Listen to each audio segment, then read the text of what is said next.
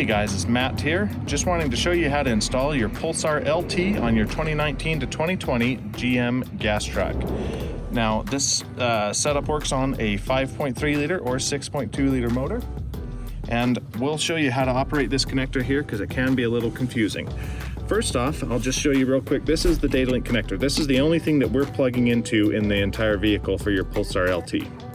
Now, this little red locking tab can be kind of a pain. It locks this rotating connector in place, and I'm going to just use a screwdriver here to kind of pop it up and get it out of this channel right here. So as you can see, we just pop it up and it retains. Now, your red clip may come out of the connector.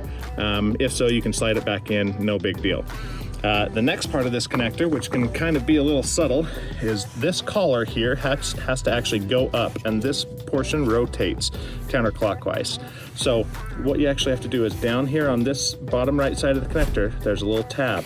So we actually have to push that tab in and start sliding this connector up.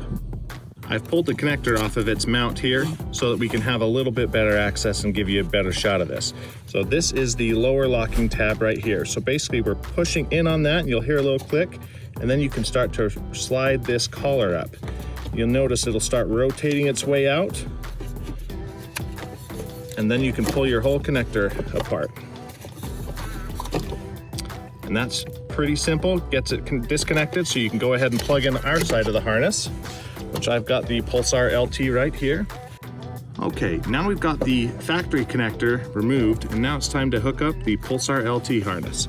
So we'll line up the guides here, and once you get to a point, you'll start to feel that rotating assembly lock in, and you start to slide this collar. So you slide the collar down until you hear a click. Now, that clicking sound is this locking connector right here, or this little locking tab. And once you've got that connected, you can slide your red clip back in and lock it in place. And then you'll take the remaining factory connector, you can tie that into the remaining connector on the Pulsar LT harness.